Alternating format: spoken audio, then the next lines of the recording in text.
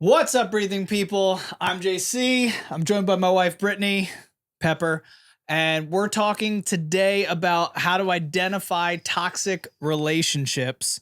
And then with that, when you should walk away. We do not advocate for leaving a relationship. We on this channel talk about communication, relationships, and self-development so that you stay in relationships and grow healthy ones. So that's the goal, but it's good to talk about toxicity in relationships because it's real. And we really want you to be aware if you're in a toxic relationship, what factors are in place when that relationship is toxic. And if it's to a point where you do have to leave. There comes a point in a relationship where the pattern and the repetition and the consistency of the behaviors of a toxic person becomes something that is abusive. And I don't just mean physically abusive, I mean mentally and emotionally. And I don't take that lightly. I think that does great damage to us as individuals and to our relationships. So there is a time where you need to separate, where you need to walk away from that relationship. And we're going to get into that today. If you're somebody that knows that you're in a toxic relationship, we're going to talk about steps for walking away. We're going to talk about strategies for how you get out of that relationship and what to do after. If you're not sure, you're like, I definitely am struggling in my relationship, but I don't know if it's toxic. You're going to know by the end of this podcast if it's toxic. So we're going to get into all of that. Before we do that, we want to define what a toxic relationship is just right at the top so that we can just know what we're talking about. So a toxic relationship is a pattern of behavior in which either one or both individuals are emotionally, mentally, or even physically harmed. And that's key because there has to be harm done through whatever repetition and whatever pattern of toxicity is being shown to each other in the relationship. Yeah. So that's the definition of a toxic relationship. And then why it's important is because it impacts our mental health. It impacts our self-esteem. It impacts our overall well-being. And that is the bedrock of a good relationship. Yeah. If those things are being harmed, the foundation on which your relationships stand is being undermined. Yeah. You won't be able to grow in that relationship, and you probably won't be able to grow as a person as well when you're constantly being harmed continually. Yeah. Yeah. And today we're going to focus mostly on marriage and dating relationships when it comes to toxic relationships. But just know this can be with your friends. This can be with your family. This can be with your kids. It can be at workplaces, school. It really doesn't matter. Wherever there's a place in which you are in proximity to another human being, the possibility of a toxic relationship can exist. Yeah. So all of these things that you'll learn today, yes, we want to apply those to your marriage and dating relationships, but it can apply to every other relationship in your life. Yeah. So just be aware of that. So now that we kind of know what a toxic relationship is, why it's important that we talk about it, we're going to define some of the key signs of toxicity. Now, this is something you really want to pay attention to because there's going to be 5 that we'll go over. And these are the main ones that usually pop up in every toxic relationship. Usually you'll see a little bit of all of them. Sometimes there'll be some that are more pronounced based on the personality of the person that's being toxic. Yeah. But these are pretty much all going to exist when there's a toxic relationship. Yeah. You want to do the first one? Yeah. So I have found that thankfully I don't know anybody personally. Like I haven't had people in my life personally who are very toxic, but I've had friends with spouses and friends of friends with spouses that share with me what's going on. And I know immediately that it's toxic. And one of the main things is control. The spouse will want to be in control of everything they do, to wanting to know where you go. Like, you can't go anywhere without them knowing. You can't spend money without them knowing. You can't try new things without their permission. You can't talk to certain people without their permission. Like, you're always walking on eggshells because you don't know what is allowed and what isn't. Yeah. And so that is a sign of a toxic relationship, is when somebody just always has to be overseeing what you're doing, and you need permission from them, and they'll get angry if you do something that they thought you shouldn't do. That's definitely a sign of that, as well as the second one, which is, well, just before you go on to that one, something that really makes control toxic is the excessive amount to which it's administered. Yeah. Because I just want to, it's okay to ask where your husband is going. It's okay to ask where your wife is going. It's okay to say who you're going to be with, where you're going to be at. All of those things are fine. It's the excessiveness of how it's administered that makes it toxic. Yes. You know, because then it becomes, I need to know every intricate detail of your life. And usually and define how it's going to go. Yes. That's that's the key, where it's almost like you can't do it without them saying that it's okay. Yeah.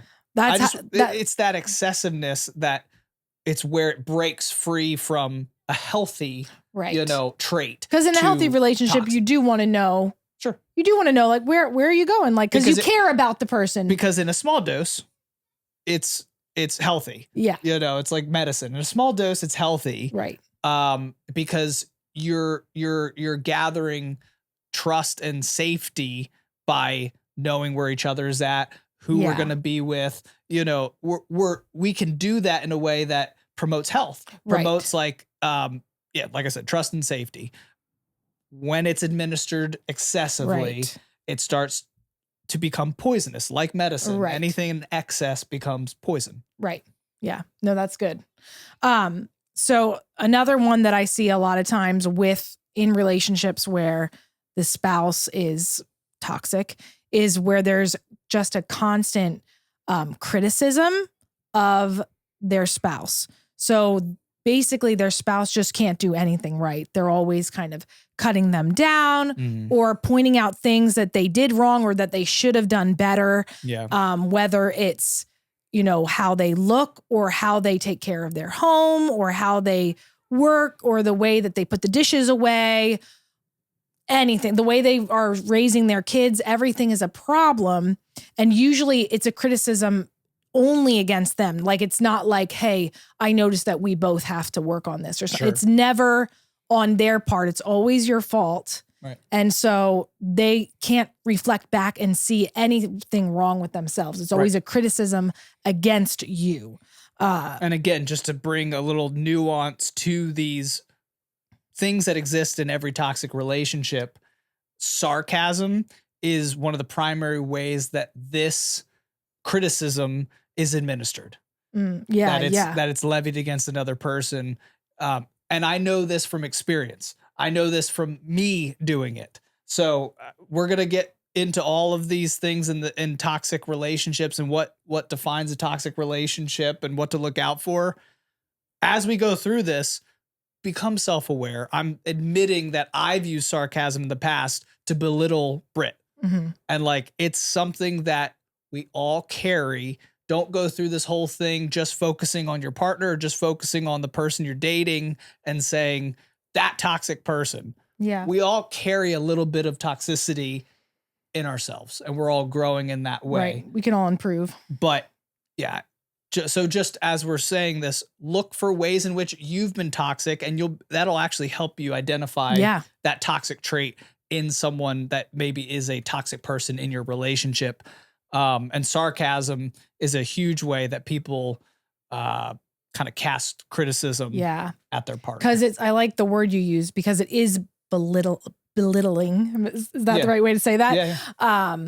Because sometimes you can have constructive criticism, right? Where someone's trying to genuinely help you get better at something. So they're saying it in a way to support you and build you up and make you better. But this kind of criticism is not really like that. It's No. kind of to make you feel small Mm-hmm. and like the other person's better and bigger and you are less than. Yep. So that's kind of important on that part. Yeah. And the next one is lack of trust. And this kind of coincides with the trying to dominate a person and know where they're at every second of the day. But just a general lack of trust in you is a trait that a toxic person exhibits, where they just, anything you say, anything you do, they just don't trust it.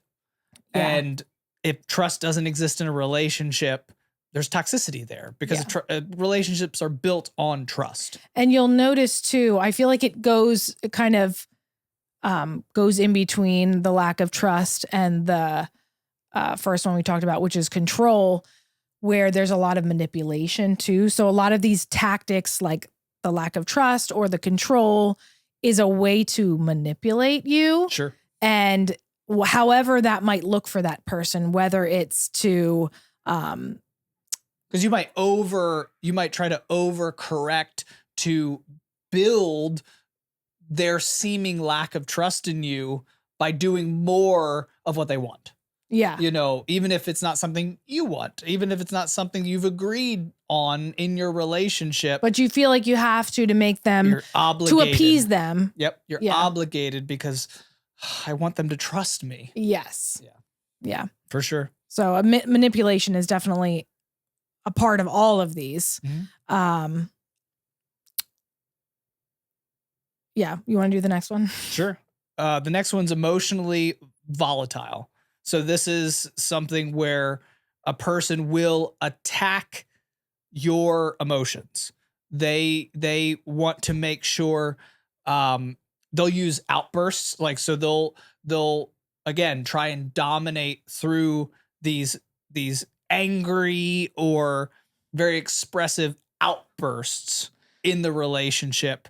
That is a manipulation tool to kind of get your attention, to make you feel fear sometimes, depending if it's angry, or just to make you feel just kind of cornered, off balance, confused by this just kind of jump to maybe a volume level that you're not used to, or an emotional level that you're not used to. Because I feel like a lot of times usually toxic people, they just, like we've talked about before, they take, right? And so they know that these dramatic bursts of emotion or anger or whatever it is going to make you act in the way they want, like the manipulation, like we talked about before.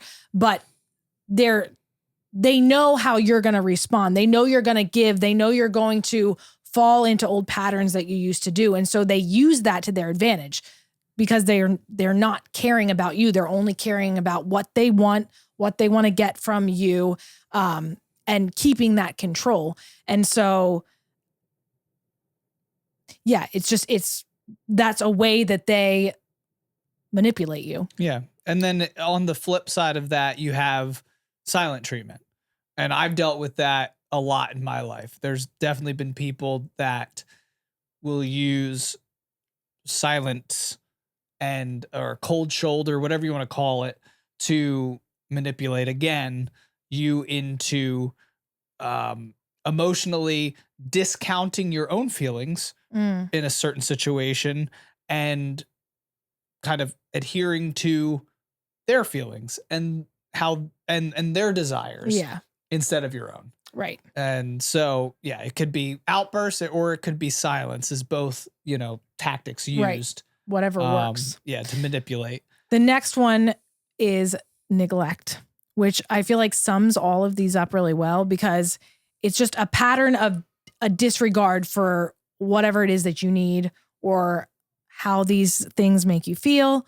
The person doesn't really care. And that's why they continue to do these things that are harmful. And it's just a pattern of, even if they're saying, like maybe you get to a limit where you're like, you know what, you're ready to walk away because it's just so bad. A lot of times I hear of toxic people saying with their words that they're sorry. And they're like, I'm sorry. I won't ever do that again. I'm going to be a better person. You deserve better. And then they don't change at all. Right. They just continue to show those patterns of harm. Right. It's just blatant neglect for your feelings. Because if they actually cared, they would change. But they don't. So, right. They're neglecting your feelings or needs in the relationship in order to continue being toxic. Yeah. So, because they don't actually care. No. So just to go over those again, it's control, where a person's just very dominant over you in the relationship. There's criticism, where they're just constantly belittling you and making you feel small in the relationship.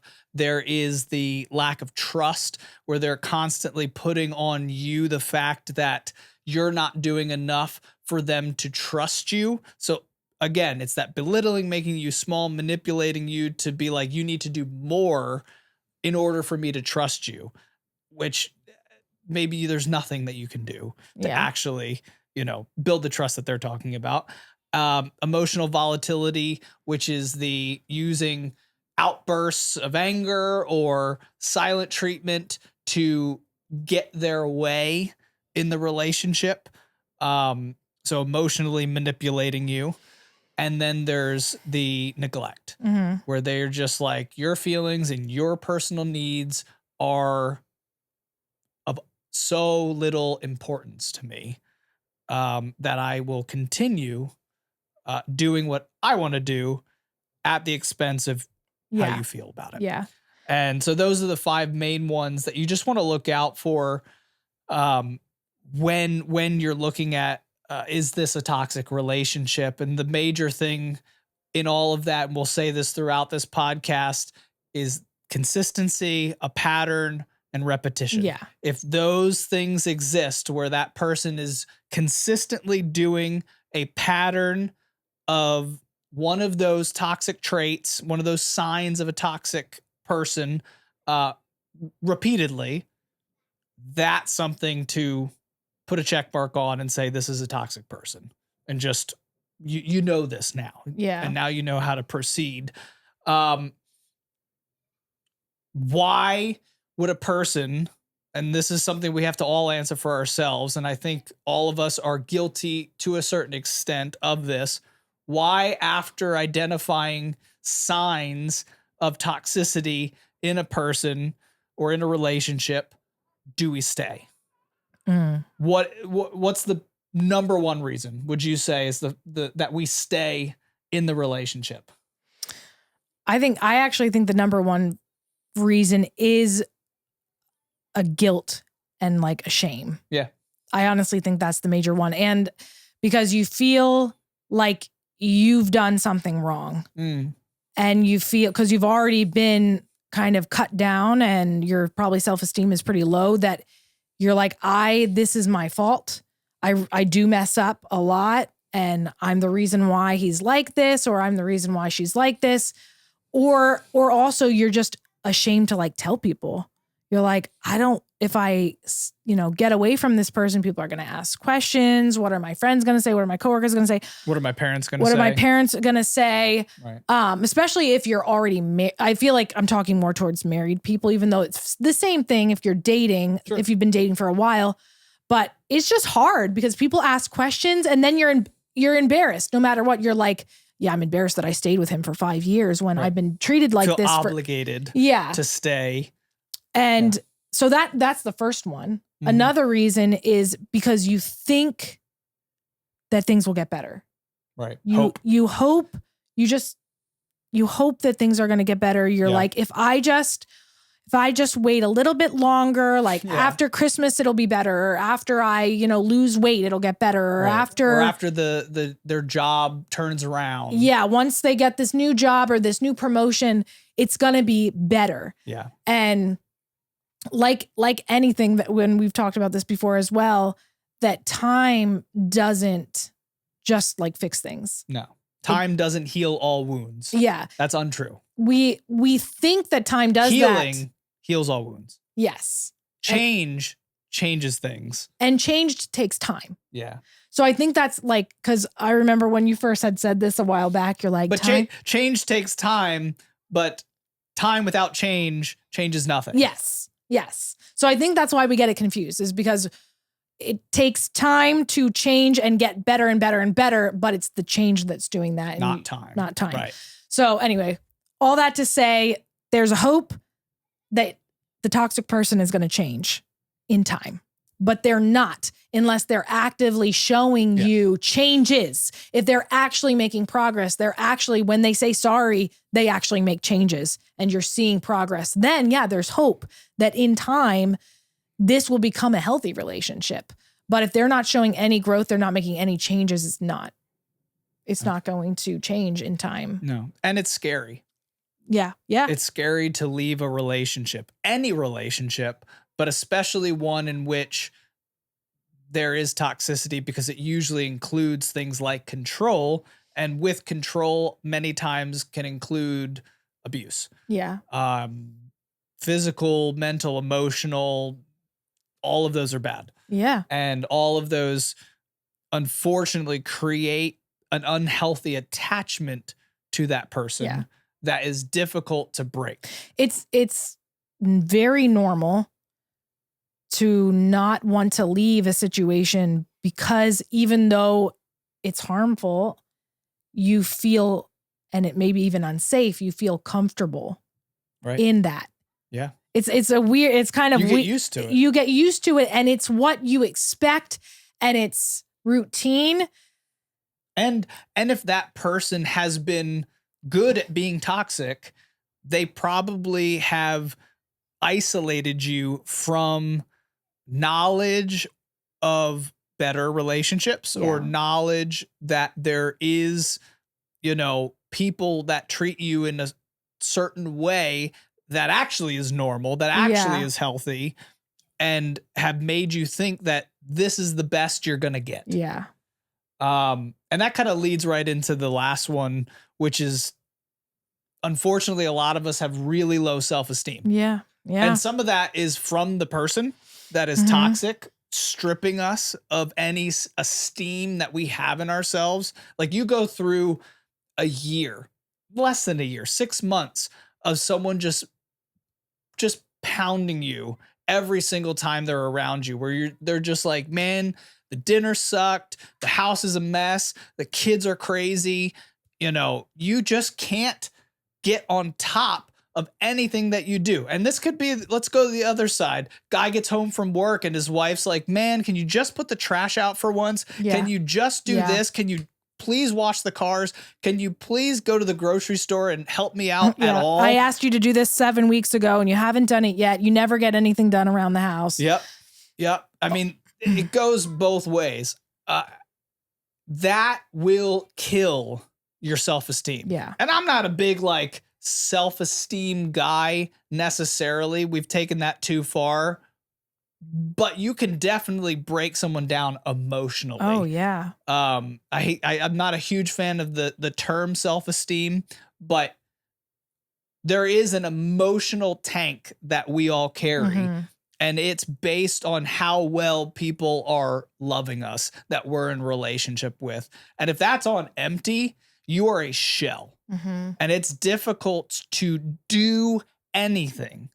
It's really difficult to get on top of that. And I just really want to tell people that this is an area that you need to attack in a good way, where if you realize that your esteem is low, you need to do anything and everything you can to try and increase that. You need to break out of this lacking that you're feeling, and you need to find relationships. Yeah. You need to find people that love you.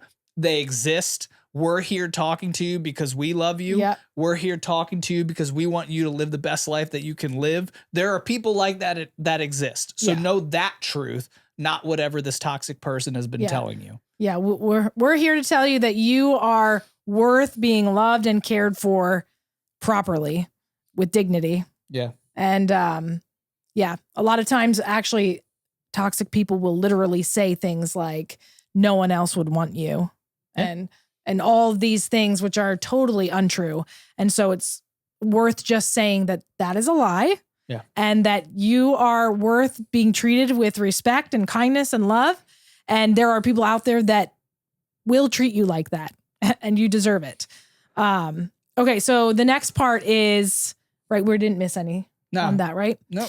Is tools for identifying and addressing toxicity. So I think it's important to say that it's not easy to just know that you're in a relationship that's toxic, because we all, like we said before, we all have areas that we need to grow in. Like nobody's perfect. No relationship is perfect. Every relationship probably can get healthier. Yep. Every relationship is toxic to a certain degree. Like I said, I like the medicine analogy. I never thought of that until right now. But like every relationship can have traits in which are making the relationship healthier or become excessive and in a negative way that lead to poison or toxicity in the relationship. Right. Every relationship. So just if you think like I'm the only one in a toxic relationship, every relationship has toxicity. What we want to do is have tools for identifying so that we can fix and eradicate or reverse the toxicity, lessen the toxicity. Yeah. That's the whole point of being able to identify and knowing, okay, is this worth working? Like, is there hope? Is there actually true hope to work through this so that it can become healthy? Or is this something that I need to just step away from because it's not going anywhere? Yeah. Not going anywhere good. So I guess the first step is just self-reflection. So kind of knowing what is going on in this relationship, what's going on inside of my heart, what's going on when I'm with this person, how do I feel, why am I responding this way? And I mean, I'd love to hear what you think about this, but I think the best way to do this is journaling. Mm-hmm. I love journaling. It helps me to figure out what's going on in my head and be truthful about it, because I usually can't be truthful about it when I talk to people. Because I haven't had a chance to like fully own it and understand it all the way. And so most of the time you can't be truthful when you think about it. That's true. When you're just like OODA looping in your head and thinking it over and over again, a lot of times your thoughts are not like, they just don't piece together all the way. No. So when you write it down, you're writing complete thoughts and you really get to the heart of what is it that's making me upset? What's going on inside of my head? What am I actually thinking? What I'm mad about? Yeah. All those things. So when you write something down that's a lie and read it, you know what it is. Yeah, it's hard. It is hard to write a lie when you're just dumping on a page. Yeah, you can definitely do it. Like if you were to like just write your thoughts, a lot of times you'll write it down and then you'll read it and you'll say, I'm lying to myself. Yeah, that's not true. Yeah. And so that's the beauty about journaling, is that once it's written down, you can read it. Yeah. And you're like, oh, that's not quite right. Yeah. When you're reading something, it's was from your brain, but now is a part from your brain, like it's on page now. And so you can investigate it in a different way than just thinking. Yeah. So yeah, it's a very, very, very helpful tool. Yeah. No, especially in something like this, like toxicity, which is a very confusing thing to navigate. It is. So like one thing you could do is you could journal about, how do I feel when I spend time with this person? And I think a good way to think about it is when you're with when you're in a healthy relationship, healthy relationships should leave you feeling built up and encouraged, empowered to pursue your giftings and your talents and your dreams. It should leave you filled up and energized and encouraged, and not the opposite. No. So if when you're journaling, you're realizing that when you spend time with this person, you're feeling the opposite of that. You're feeling like you're less than, you're feeling like you're worthless, you're feeling like you'll never accomplish anything in your life. you're just feeling like you want to crawl in a hole, then that could be a sign of a toxic person. Yeah. So let's look at red flags that exist. And these will help you as you're reflecting, as you're identifying. Gaslighting. Gaslighting is a very popular word right now, but it's also one of the number one tools utilized by someone that's toxic.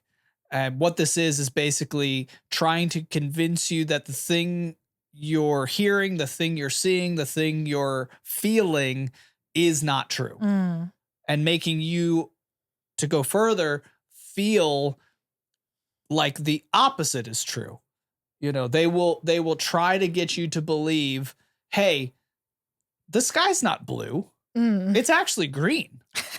No, you need to believe and say to me and repeat to me that the sky is green. Yeah.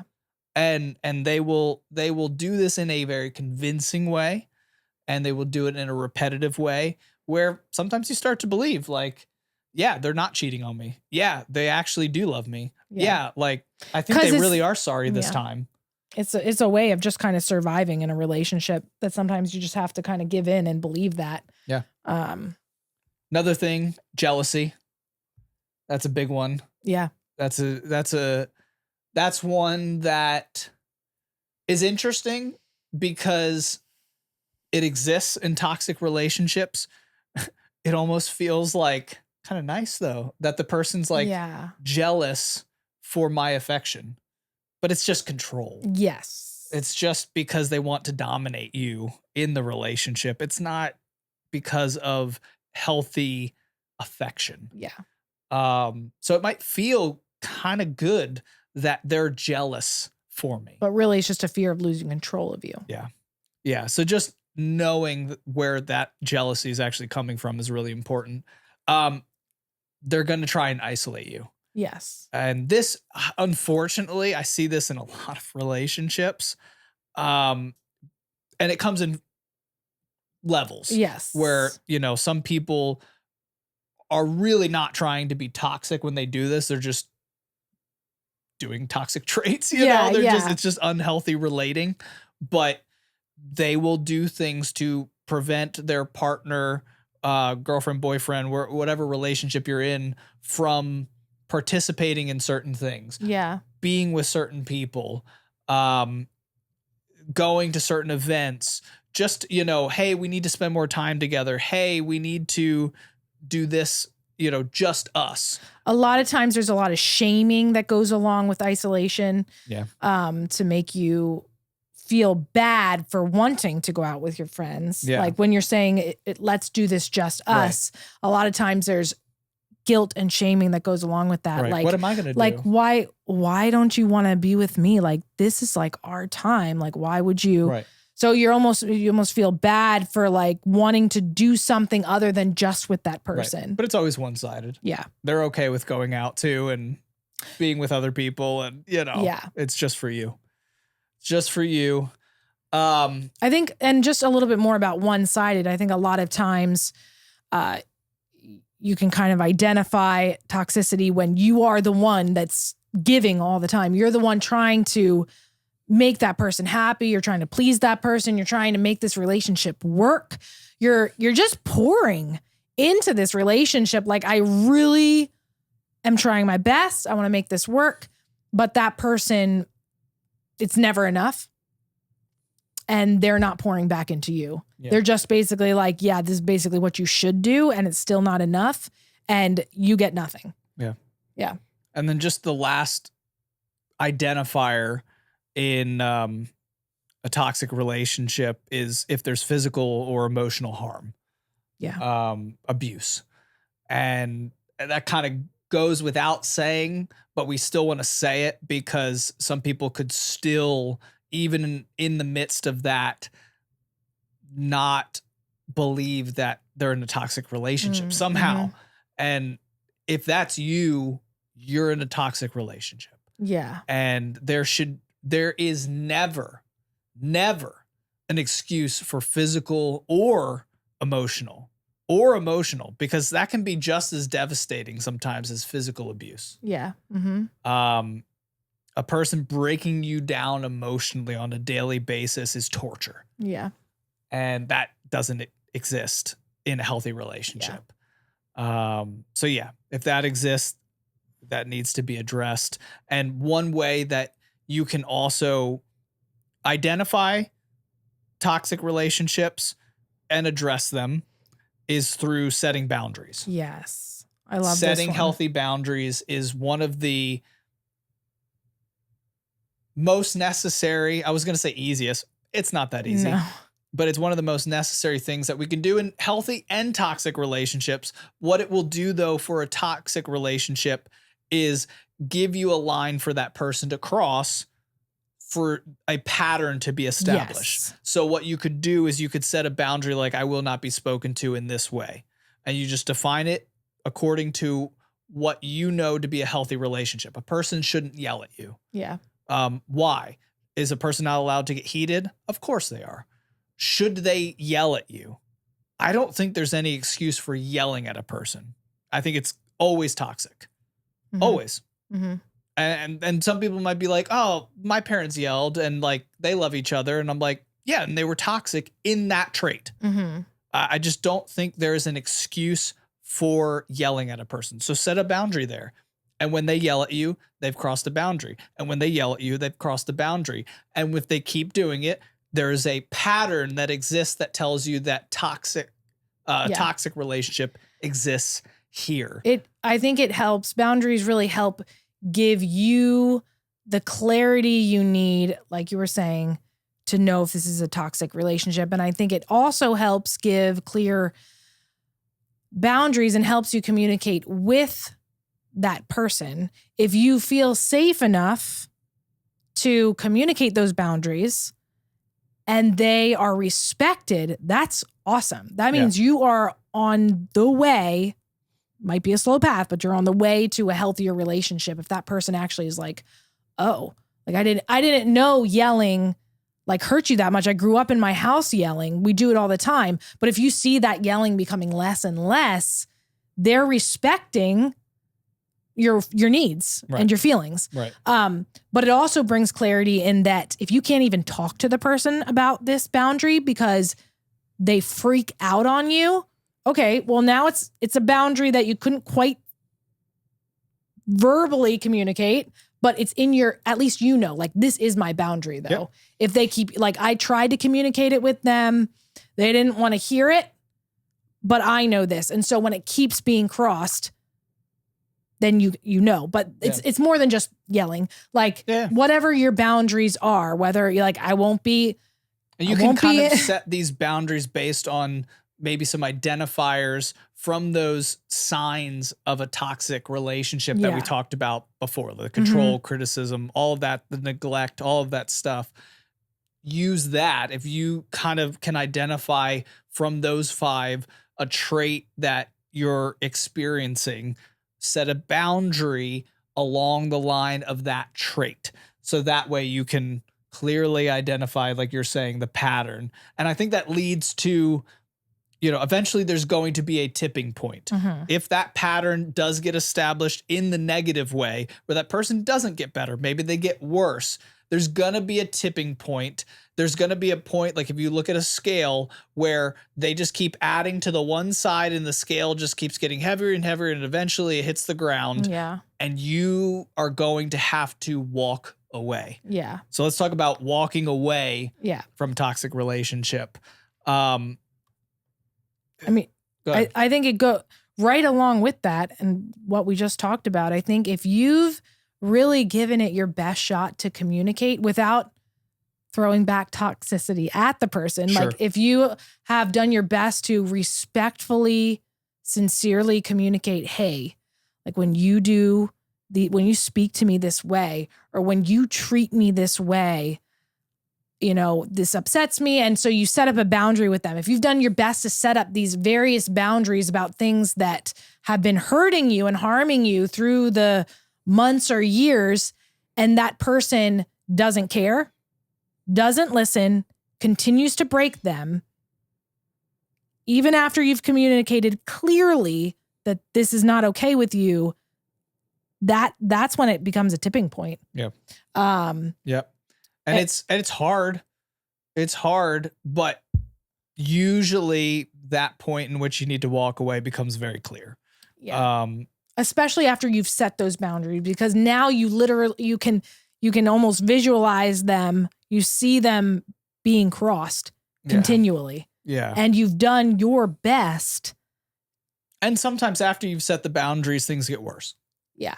And that's unfortunate. And I'm not telling you to set boundaries to escalate things. But if a person's toxic, a lot of times a crossed boundary that you're setting for yourself and you're identifying for yourself is too much for them because they want you to have no power. Yes. And so that might escalate the relationship and the toxicity in the relationship to a point where there is greater toxicity or greater harm. Again, I'm not telling you to do these things. Don't even communicate your boundaries unless the relationship is healthy enough for you to even do that safely. Yes. But sometimes just you taking any ownership and they identifying that you're taking ownership of your life in a relationship, because they're losing control there, causes them to blow up into outbursts and things that might lead to harm. And again, there's another way that you need to walk away. You need to walk away, but it's scary. It is. There's so much fear that's involved in making the decision and making a plan to walk away. Yeah. If you're going to do that, you got to find some type of support. Yeah. You have to find a person, a friend, a church community, a club, a coworker, somebody that's safe, kind of disconnected from your relationship is very important, especially even if it's a friend that knows both of you is not a safe friend. I think in this type of scenario that you need to remove yourself from a relationship. So you got to kind of find that third party that is neutral. Yeah. But you need to find somebody. You need to find some type of support in order to help you in this scary time. Yeah. That support person is going to give you clarity on your decision to walk away. Yeah. Because when you start to share with them, they're going to be able to see it better than you. Yeah. And that's going to help encourage you and support you. But you also need that person because you're going to need to make a plan when you walk away. They're going to help you think outside the box. Yeah. Like you're in a toxic relationship, you're in the thick of it. It's hard to think clearly. It's hard to plan something that just, it shouldn't make sense. You're in a very confusing situation. You're in a very confusing scenario when you're in a toxic relationship, and it's hard to navigate securely and navigate in a way that makes sense. Yeah. Everything is just kind of convoluted and confusing and difficult. So having that person and that support system of some kind to lean on will also help you develop a plan for your exit. Yeah. And it's important that you plan so that you don't leave yourself hanging and leave yourself open to, financial difficulties because you didn't plan. Maybe your partner or whoever you're with kind of has some power and control over your finances. Yeah. If you haven't planned how you're going to be financially stable without them, you're going to leave yourself in a very, very difficult spot. So you want to make sure you have a plan for stuff like that. Your finances, the location you're going to go, who you're going to be with, how you're going to be safe. You want to answer all of these things in a third party and a support system can help you do that. Yeah. You don't want to try to leave and then have to go back to that relationship because you don't have a place to go or you don't have the support you need, because then you could be putting yourself in danger. Right. And if it's to the point where it is dangerous and you're fearful for very I mean, they're all legitimate reasons, but for reasons of physical harm, yes, there are professional places that you can also reach out To to get help. if you don't have family, if you don't have, close friends that you can rely on. There are places that you can go that have anonymity, so they won't let your partner or, boyfriend, girlfriend know where you're at. Yeah. Yeah, they're a safe place that you could go. They can even help you plan Right. your exit Yeah. plan. Yeah, they can help with that stuff. Mhm. So there is professional places that you can find. Sometimes it's good to just go to people though. Again, for safety, because depending on how bad the toxic relationship is, sometimes the partner has, such control over your ability to research your exit, Yeah.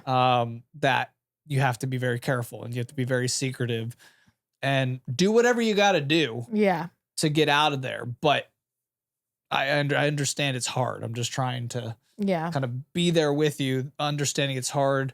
That's where a friend or a support group or somebody that you can help you in this time, they can do that work for you. Yeah. Apart from, where your partner is. Yeah. Yeah. I mean, and just going, I feel like there's so much more we could say, but going into, okay, after you actually make that plan, right, and you exit, I think a lot of times it's kind of a weird time because first of all, you're probably sad. Sure. And you don't know what's next. Everything has just changed from under your feet. And so I think it's just worth saying that it's okay to be sad. There's a time for that. You can grieve that relationship that didn't work out the way you need to grieve that relationship.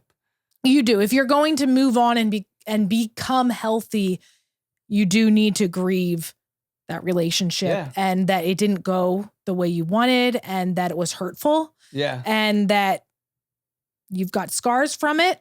Again, time doesn't heal all wounds. Yeah. If you don't do the work to grieve, and I love this one thing we've learned in the past about enlarging our souls through grief. And there is a work that grief does in our hearts and in our souls to enlarge those areas where we're able to grow as people from the experience.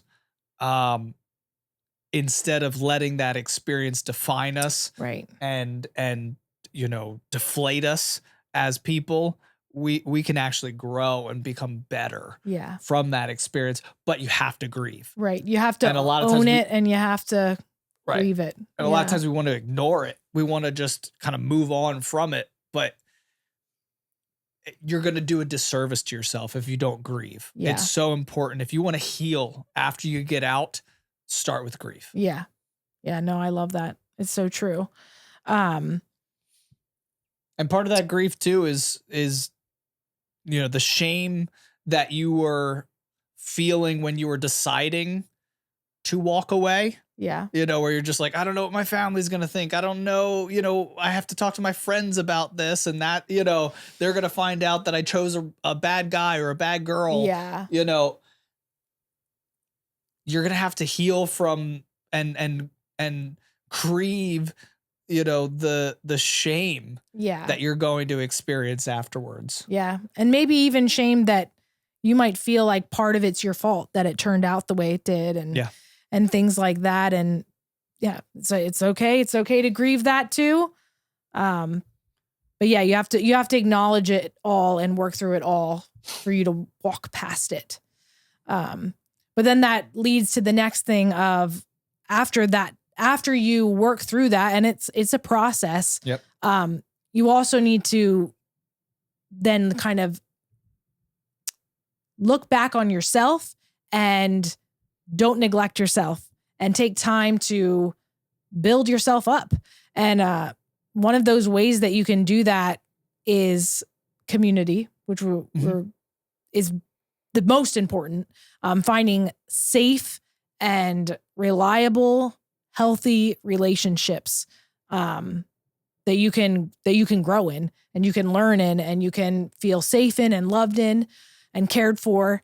But another thing that I think is really helpful is just, especially when you're just coming out of a relationship like this and you kind of need to do physical things to start to build your self-worth and things just like, I'm going to start eating healthy. I'm going to start taking care of my body that way. I'm going to start exercising.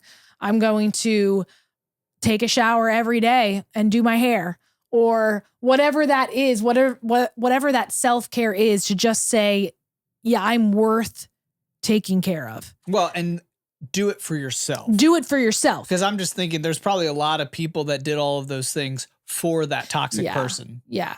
And you're going to have to not go in the opposite direction of just letting yourself go, because now you don't have to kind of be something for someone else.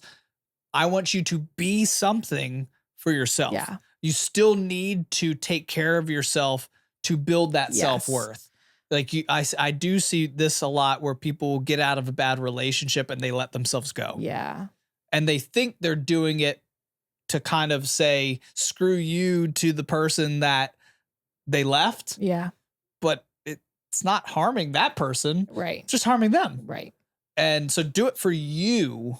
All of those things, exercise, doing your hair, I don't know, girls, Yeah. If you're a guy, shower. I don't know. Yeah, shower. That's good. But yeah, I think just whatever it is that you've wanted to do, the kind of person you want to be, taking care of yourself is so important, because that's just training your brain to eventually think of yourself in the way that you want to, especially if you're struggling in that way. I know for me, that helps me. Just me being consistent in working out, taking a shower, doing my hair, doing my morning routine. I'm like, okay, I feel good. Like, that's right. I'm worth taking care of. Yeah. And it just helps it helps your mind make a positive switch when you're doing it in like the physical realm, and you're making intentional steps to take care of yourself. Little ways of saying I'm worth this. Yeah. I'm worth this. Yeah. And like, cause everything that you just experienced,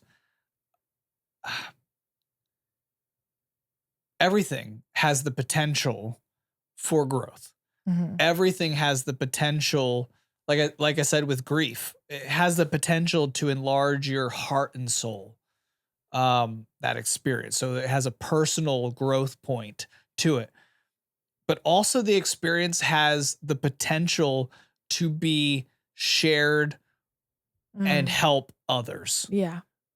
Don't neglect your experience as a way to help others who are experiencing what you went through. Yep. Not in a way to just, hey, let's just badmouth men. Let's just knock on women. No. Choose that you are going to be a healthy person by doing those things to build up your self-worth, so that you desire healthy relationships for everybody, so they don't have to experience and go through what you experienced. You're going to help them know the signs, and you're going to help them identify the ways that toxicity exists in relationships, so that they can now have healthier relationships with their spouse or boyfriend or girlfriend. Right. You're going to be a blessing to other people who need your wisdom that you've learned through lived experience. Yep. Lived experience should not go to waste. It can be a growth point for you personally. Yeah. For sure. For sure. What else? Anything else with that? I mean, I guess it is worth saying that you might need therapy or counseling, and that's okay. That's okay. A lot of people do it. It's helpful. And yeah, if you feel like you need that, or you need some sort of like support group, just join one. Don't be ashamed to do that if that's going to help you work through things that you can't work through on your own. Yeah. Yeah. So I think just now that you have walked away, now that you are healing from a toxic relationship, what you want to live your life like is in a state, and you'll do this naturally because of being in that toxic relationship, but you want to live now in a state of awareness, and you want to prevent future toxicity in your life. And I want you to just be a crazy person about making sure your relationships are healthy. Yeah. And that means, one, growing in your knowledge of what healthy communication is. So you can watch more videos on our channel, or you can go read some books on healthy communication and just have that in your mind, along with the intuition that you've already developed from being in a toxic relationship of the warning signs and the red flags of where toxicity exists. So that's how I want you to go through life now. Is I want people to be able to identify toxic traits where they arise, and I want you to implement and push for healthy communication in all your relationships. Yep. Yeah, go ahead. Yeah, I think continuing to have clear boundaries for yourself is going to be from the beginning. From the beginning. Yeah. From the beginning. Make sure to establish it at the beginning so that you're not having to do that later on to find that pattern. You'll know that pattern right at the beginning, so you don't get deep into a relationship. Yeah. Sorry. No, I'm glad you said that. Yeah, this is like self-work that you do once you've come out. You'd be like, this is how I'm going to be treated now. And these are my boundaries. And that way, like you just said, right from the start, you know when boundaries are crossed because you already have them set. And that's going to help you navigate relationships and avoid relationships that are going to be harmful. Yeah. That's good. That's good. Yeah. I think just to let's close and just kind of recap those 5 traits again, because we're going through a lot of the different steps of when to walk away, how to heal afterwards, how to prevent it in the future, so that you have knowledge of what to do after you're out of this toxic relationship. Yeah. But maybe you think you're still in one. You're like, I'm still in this podcast thinking I'm in a toxic relationship. Yeah. Let's go over those 5 again. So they're going to be control. So that's where a person just wants to dominate that relationship. They want to make sure that through manipulation tactics, through, whatever tool that they can use to contain you in where they want you in the relationship, in terms of what you can do, what you can say, how you can act, who you can be with, all of these factors they want to control. So that's one aspect. Then you have the constant criticism. Remember, this can be through sarcasm. They could be joking, but it's not a joke. It's especially if it's consistent and it's just a regular occurrence about similar topics. Like if a person keeps sarcastically criticizing you about a dirty kitchen, I don't know. That could be something that is toxic because it's a pattern and it's a criticism of your ability to do cleaning in the house. That's a toxic one. Lack of trust, where they constantly make you feel like you never can do enough to gain their trust. Yeah. Emotional volatility. They want to make sure that none of your feelings, they want their feelings and needs to be met, but none of your feelings and needs can be met.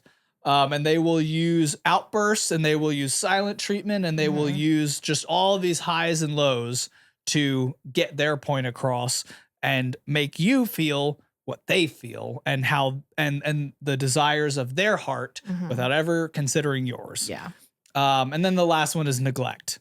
And this is just that one where it's complete disregard for anything related to you. Yeah. Needs, feelings, desires, hopes, dreams, you name it. They neglect those things on a consistent basis.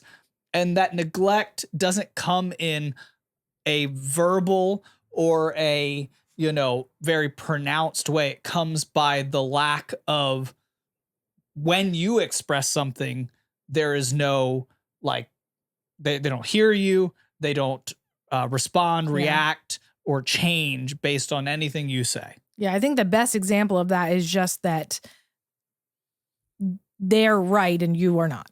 Yep. For all of these kind of sums up them all. You just probably should do what I say because I'm right and you're not. Yeah. And yeah. So evaluate your relationships this week. I want you to go away and I want you to evaluate where you're at in that relationship. We've said this in a past podcast. The simplest way that I can define healthy and toxic relationships is that in a healthy relationship, there is a constant giving of both people in that relationship where they're just both showing up for each other. They're both there for each other's needs, feels, all the things. They're just give. That's a healthy relationship. In a toxic relationship, it's the opposite. It's take. Whatever form they can, they're going to take from you. And that's just a way that's been helpful to me to just see where toxicity exists in a relationship. But make sure that you're evaluating that this week. And last thing I'll say, share your stories with us. If you go away and you use some of these, identifiers of red flags, or you look at those key signs of a toxic relationship and you identify that and you identify patterns in your current relationships, tell us your story. Hopefully you get out of that and you are able to tell us the success of your healing process that you go on after you're out. I would love those stories. But even if you're currently still in one, I want to hear about it because we care about you. And we want to pray for you. We want to make sure that you have the strength and the courage and the support. Maybe you don't have anybody that you can think of to come around you and help you get out of a toxic relationship. I believe in prayer and I believe that God could bring that person into your life. So if that's your story, I want to hear about it. Please don't say names. I don't think it's safe. And I don't like really existing in gossip of any kind, but I want to hear your story. So yeah. Anything else that you want to say? No, we want the best for you. Yeah. And so, yeah. All of this is so that you have a better life. We want you to live better. All right. Well, we love you all. We'll see you on the next podcast. Goodbye.